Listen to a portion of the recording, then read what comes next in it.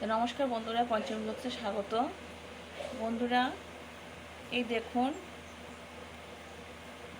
এই মাছকে আমরা বলি কাংলা মাছ। তো তোমরা কি নামে জানো জানি না, আমরা এটাকে, এই মাছটাকে কাংলা মাছ বলি। তো সবসময় এই মাছটা পাওয়া যায় না বন্ধুরা আমাদের এখানে। তো পেয়ে গেছে কালকে, তো নিয়ে আসলো। তো তোমাদের কাছে আর দেখাতে পারিনি, যখন নিয়ে আসলো প্রচুর বৃষ্টি হচ্ছিল। তো আমি কেটে ওইগুলি মাছগুলোকে একটু ভাজি করে রেখে দিয়েছিলাম। তো আর আজকে এই মাছের একটা রেসিপি তৈরি করব বন্ধুরা। তো চলো কীভাবে তৈরি করি সেটাই একটু শেয়ার করছি তোমাদের সঙ্গে। আজকে কাংলা মাছের ঝাল তৈরি করব। তো কাংলা মাছের ঝাল রান্নার জন্য আমি এখানে নিয়ে নিয়েছি, এই দেখো, পেঁয়াজ, আদা, রসুন, আর এখানে শুকনো লঙ্কা ভিজিয়ে রেখেছি। তো বন্ধুরা, শুকনো লঙ্কাটাকে আমি আজকে একটু বেটে নেব, বেটে তারপর কাংলা মাছের ঝালটা রান্না করব। কাংলা মাছটা বন্ধুরা খেতে কিন্তু খুবই টেস্টি, কিন্তু আবার অনেকটাই কাটা। বাচ্চারা এটা খেতে পারবে না, অনেক কাটা, ছোটো ছোটো কাটা, কিন্তু মাছটা কিন্তু খেতে দারুণই লাগে। তো চলো বন্ধুরা, কীভাবে কাংলা মাছের ঝালটা রান্না করি সেটাই একটু শেয়ার করব আজকে তোমাদের সঙ্গে। সঙ্গে থাকো, পাশে থেকো আর দেখতে থাকো। তো চলো, মশলাটা আমি আগে রেডি করে নিই, তারপর আবার আসছি তোমাদের সামনে। তো বন্ধুরা, এই দেখো, কড়াইটার মধ্যে আমি আগে কচুর বড়া করেছিলাম, তার জন্য কড়াইটা একটু কালো কালো হয়ে গেছে। তো কড়াইয়ের মধ্যে অল্প তেলও রয়ে গেছে, তো এটাই বসিয়ে দিয়েছি আবার। আর এদিকে দেখো, আমি এই শুকনো লঙ্কা আর পেঁয়াজ আর অল্প আদা মিক্সির বাটিতে দিয়ে গ্রাইন্ড করে নিয়েছি। আর এদিকে এখন দিয়ে দেবো একটু অল্প হলুদ গুঁড়ো।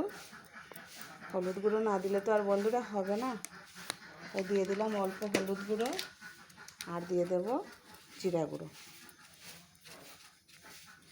তো এটা দিয়েই আজকে আমি কাংলা মাছের ঝালটা তৈরি করব। আর এই দেখো, দিয়ে দিলাম পরিমাণ মতো নুন। তো চলো, এদিকে কড়াই তো বসিয়ে দিয়েছি, কড়াইটা অলরেডি আমার গরমও হয়ে যাচ্ছে। তো চলো কড়াইয়ের মধ্যে দিয়ে দিই তেল।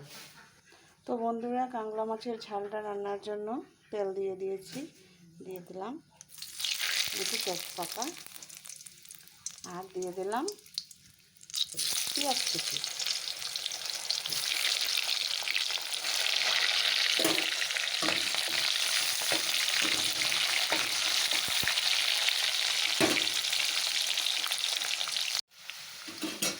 তো বন্ধুরা, এই দেখো, পেঁয়াজগুলি আমার কালার চলে এসেছে। এখন আমি দিয়ে দেবো মশলা।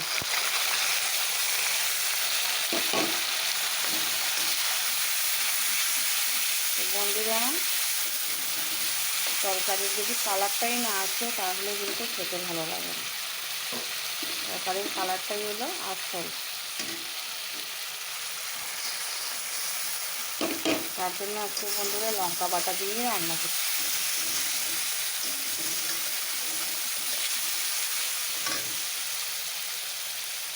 এই দেখো, মশলাগুলো আমার খুব সুন্দর ভাজা ভাজা হচ্ছে।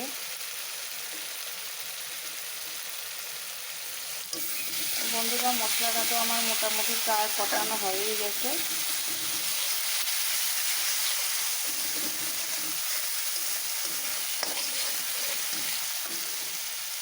এই দেখো, মশলা থেকে তেল ছাড়া শুরু করে দিয়েছে। এখন দিয়ে দেবো আমি জল।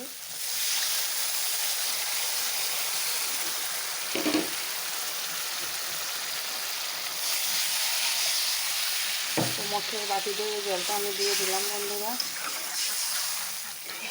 চলো, ঝোলটা ফুটে উঠুক, তারপর তোমাদের সামনে আবার আসছি। তো বন্ধুরা, এই দেখো, ঝোলটা আমার ফুটে উঠেছে। আর এখন আমি তার মধ্যে দিয়ে দেবো একে একে মাছগুলো। তো বন্ধুরা, মাছের ঝালটা যদি একটু ঝাল ঝাল না হয় খেতে কিন্তু ভালো লাগে না। তো এই দেখো, মাছের ঝালটা আমার এখন একটু ফুটে উঠলেই 5 মিনিট রেডি হয়ে যাব।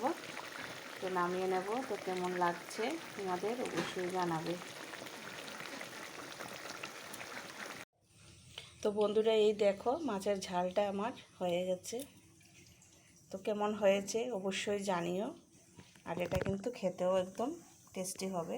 এই দেখো খুব একটা ঝোল রাখিনি আমি, একদম মাখা মাখা রেখেছি। তো কেমন লাগে তোমরা অবশ্যই জানিও।